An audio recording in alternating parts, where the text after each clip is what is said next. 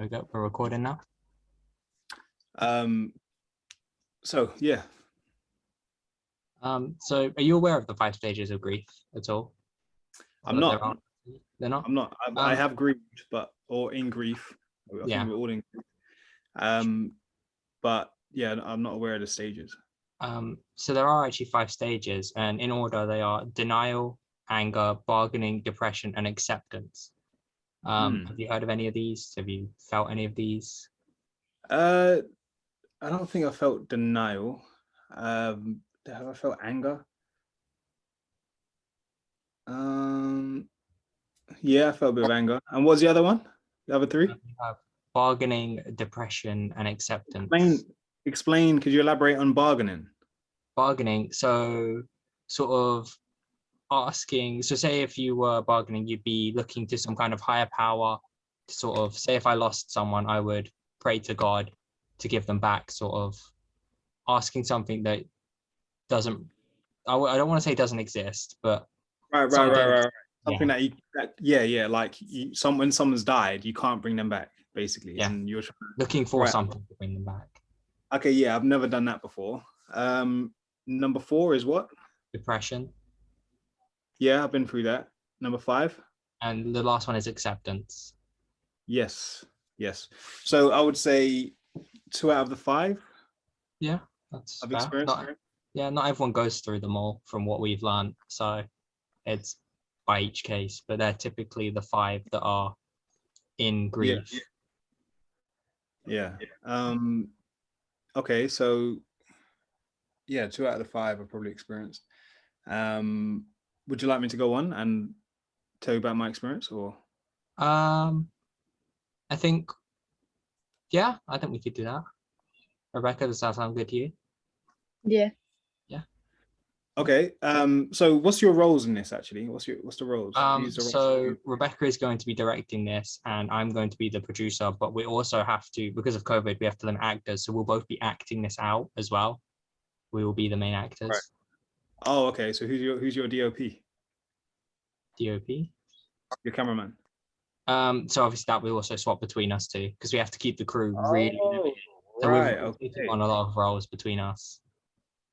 Wow, you guys, it's a lot different to when I was there. That's hard work.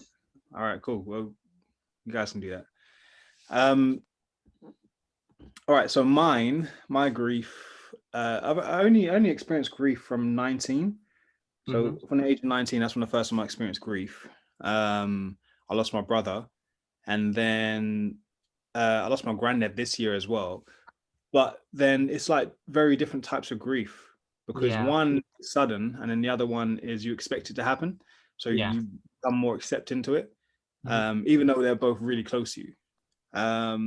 So yeah, I went on to, it's strange because I believe in God, and I went on to the accepting part straight away. I didn't question it. I just said, you know what will be.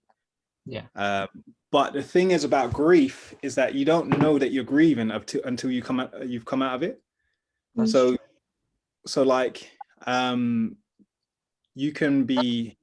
It was only really about 2 years ago when I really found out who I am today because of my grief. Because you still think your identity is the same because you carry on your life, and Rebecca, you might do whatever you're doing in college and everyday life, and then Lewis, you might be doing everything you do in everyday life, and then you don't realize how everything around you changes. But you're still doing everything that's still there. So like college is still there. That's always going to be there. When we're dead, they're still going to be there. Uni is still going to be there. Your career is still going to be there. Someone else is going to take that spot. But so we still do all these things that are in this physical world, but then everything around us changes, from like your family to your idea of who you are. Like your identity just changes, like completely changes, and you don't realize that until you're coming out of it. And it was only 2 years ago I really came out of it, and coming out of it, and I realized who I am, who my identity is, and your identity is affected by the people around you. It's affected by all the labels you get given. So you're a student at Barnfield College, that means you're a media student. Cool. That's already formed a part of your identity. Mhm. And then you are, I don't know if you guys got siblings, but you're a brother or your sister. Yeah. And then you're a daughter, you're a son. And then let's just stay there for a minute. And when one of those gets taken away, you're no longer a daughter or a son. You're no longer a brother, Yeah. So, but in your mind you are, because that person, lives on within you, but you're not.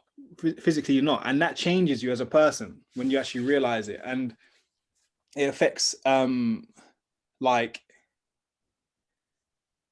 how people choose to deal with it. That Mhm. affects you as well, because I chose to deal with it as, I'm just going to be there for my mom. Yeah. I'm going to be there for my mom and my nan and my granddad. Mhm. And I was like the strong one. Yeah. And then, but everyone else dealt with it their own ways. Like, people moved away. Loads of people, like this family scattered, and everyone moved away. And then I realized I'm in the same place. Like, I was in London at the time, but I was in university. But my mind's in the same place. But then when I came out of university, everything has changed. I was like, wow, this is different to when I first went in.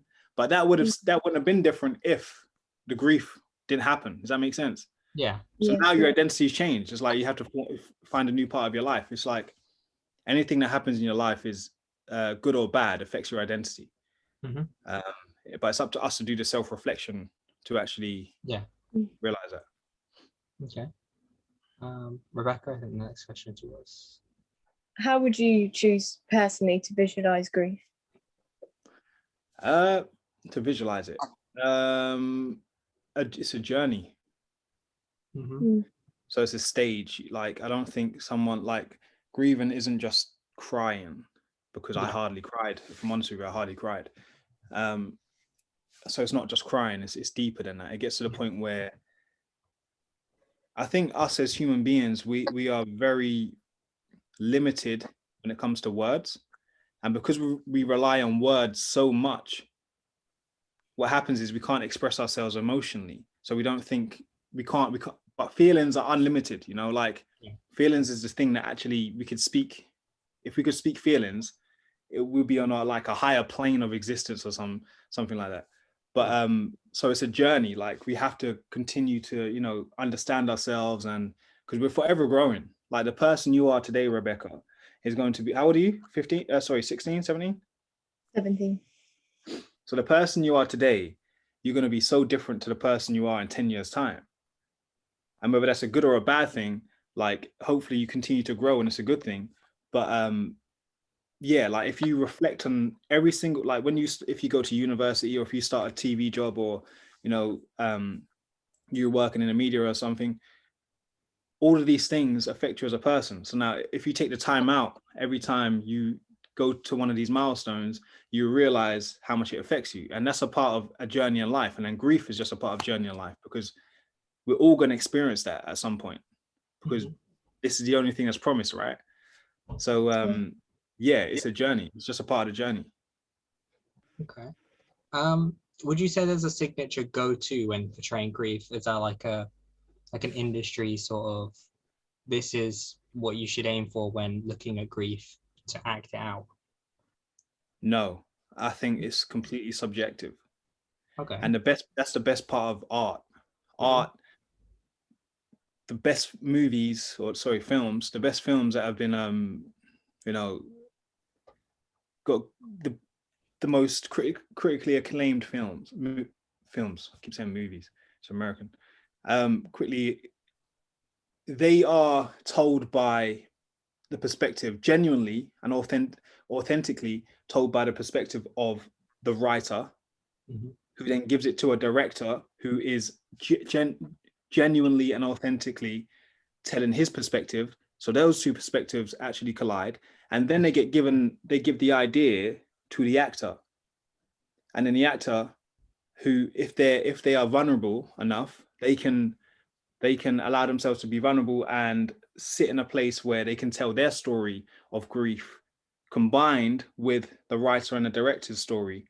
And that's how you make a very interesting piece of work that everyone can relate to, because you've got, like, well, I say everyone, but a lot of people can relate to, because you've got three different perspectives of grief. Yeah. So if it's done subjectively, it's always going to be more entertaining to watch and more felt. Like, it's funny because you go into like drama classes, or when you're like early actors, or people are just starting out, they could be young, they could be old. I see it a lot in some of my Luton Acting Hub stuff, where you have to be mad, so someone's shouting, so they think that's mad, that's them being angry. No, actually, more time when people are angry, they're very silent, you know. They're very silent, and that's when you go to the deeper level of acting. So when it comes to grief, that is very subjective, and what you should do is look, if you have never experienced grief, ask around and speak to people about it, and how their experience is. Yeah. And go to that place. But you can't fake that. If you fake it, it's going to be evident. It needs to be more natural. 100%. Yeah. Okay. So as an actor who starred on shows that might contain grief, was there any point a time where you had to enact a stage of grief? Yeah. When I was in Hollyoaks, my first TV role, it was crazy how much it mirrored my life. It's because his character was the character of Sonny Valentine was coming back to avenge his brother's death, you know. So his older brother died and whatnot. And then I was sitting there, I was thinking, all right, if this is done correctly, I will be able to pull this off. Like if the writing permits me to pull this off, then I'll be able to pull it off. But this is why I'm saying the right director, the right writer, and the right actor has to be combined to make a good piece. Because if someone is writing from a perspective where they've never experienced that kind of grief, then it's going to be surface level. Like the writing's going to be surface level. The actor has to come in and go, okay, I've got to do what's on the page, and it's just for entertainment, really. It's not actually to make Rebecca understand the grief. Does that make sense? Yeah. Yeah. And then in The Outpost, season about to give away a spoiler. I can't. Yeah, in The Outpost, there's grief. There, he experiences grief, and yeah, again, it was better writing. You know, I could explore it more. Yeah. But yeah, it was easily accessible. You know, but you have to allow yourself to be vulnerable. Okay. Is there any props that you reckon that could help show grief, or do you think it's more, again, keeping it natural, just whatever you might have at hand, whatever a person might just have on their person, or do you think there's like specific things? I suppose props could be something of the deceased, you know, like, for instance, if so the thing that you're doing, who's it about? So we have our two characters who are experiencing grief because two mutual friends have it's like a passing away. Right, so they're passed. All right, so if you know that those characters had something that they shared, or something that was valuable to them, and you've got it, that would be the prop, you know. All right. That will be something that will be, you know, your anchor, or it'll be yeah, I suppose it would definitely help, I believe. Okay. In one way or the other, it'll help. However you choose to deal with that. Yeah. Okay. If it's like, it's interesting that you say these five stages, because you can really explore these 5 stages in an authentic way. Like you said, that prop, that could be denial, you know. You choose to throw it away. Or if it's accepting, you could choose to wear it all the time. I forgot what the other ones were, but yeah. Okay. Yeah. That's definitely helpful. So are there any costumes in particular that you would associate with grief? Artistically, I suppose, like, so different cultures have different colors that they wear for grief. Right. Like if you go to Ghana, their funerals, they have to wear red and black. You come over to England and it's all black. You go anywhere else and there's some places where they choose to be in white, you know, or some places it really depends on the culture, I suppose. But in terms of costume, I would say, again, something of the deceased. Like if the person was they loved, for instance, if they loved Man United and they had a Man United shirt they always wore, that would be, you know, they'll just have that over them. Yeah. You know, that could be a part of the costume. If they're in denial about it, I suppose they could look really, really clean. Like, and you're like, whoa, why is he looking so clean? Like, what? His best friend just passed away. Is he right? Like, he's not feeling anything. Yeah. But then wait, I'm feeling clean because I'm denial about it. You know, I'm denial about it. But yeah, that's just some ideas off the top of the head. And last question: is there anything you would look to in order to help deepen your thought process when going into the subject of grief? Say that first part again, please. So if you had to, I'll rephrase it. If you had to portray grief, is there anything you would look to or think of that would help you prepare for that role? Yeah. So you have two different methods. You can take from the outside in.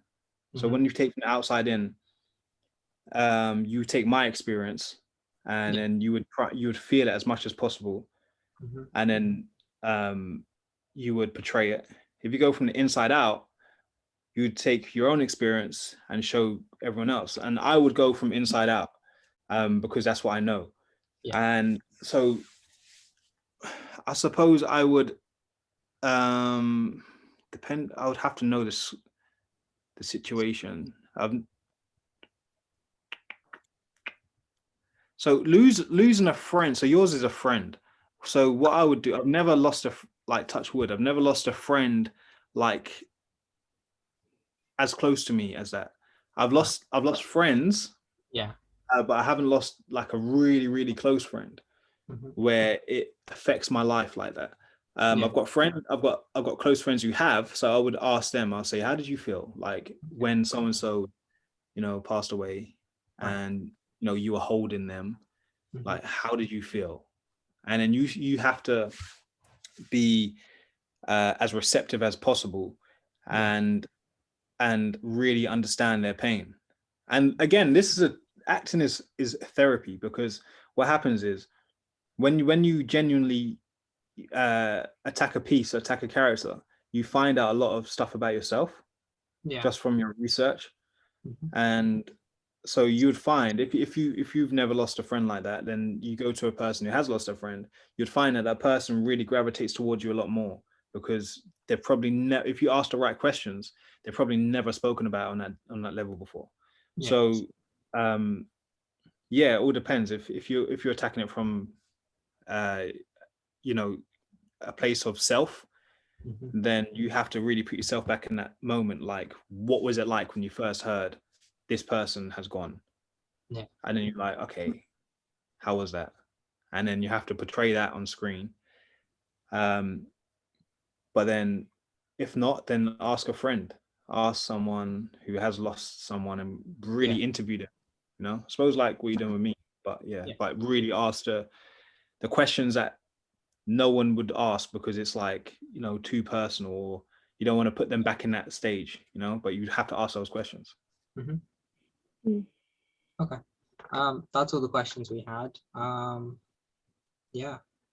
It was really helpful to hear from your perspective, actually, especially about the props and the clothing, because when we were discussing it and our ideas, we were trying to put specific props in there and force them in there. But I think, like you were saying, it's got to be more natural, and I think that's a big part of it now. Looking at it and going forward. And I mean, it doesn't have to be teary. It doesn't have to be. You don't have to try and make yourself cry at all. Mhm. A lot of people who are actors, who, you know, it's always more powerful on screen when you're trying not to cry than when you are crying. Mhm. Because I worked with someone and they were really good at crying on screen, but then they would start the scene and they're already crying. It's like, well, I don't actually care about it no more. Why are you crying? Yeah. You know? But if you see someone who is trying not to cry, as an audience, it's a lot more felt, Yeah. and it's a lot more emotional for you, because you just want to go through the screen and be like, yo, hug them, or be like, yo, I can see the perspective of you that this character on who you're talking to can't, because we can see your private life. Mhm. Let me just hug you. That's the type of feeling that you get when you see someone who's trying not to cry on screen. Mhm. So I would say, don't force the tears. Mhm. Yes, it's to do with grief, but at the same time, if you deal with grief at its core, it's past tears. It's past that. Yeah. Tears are just the part of the body that doesn't understand when you hear, you know, this so and so is passed. Yeah. But actually, it affects your core, and yeah, there should be a level of, yeah, I suppose, where that's in denial come in, where it's a level of, I don't understand what Yeah. you're telling me. You know, like, yeah, whatever. Like, we'll see him tomorrow. I'll see them tomorrow. Yeah. So yeah, don't try and cry if you don't need to cry. That's a lot more powerful if you try not to cry. Sure. Yeah, I think that's everything. Have you got any more questions, Rebecca, or Yeah, no, I think I've done more. everything? All right. Is Sarah working you guys as hard as she worked us? So hang on, let me stop the recording.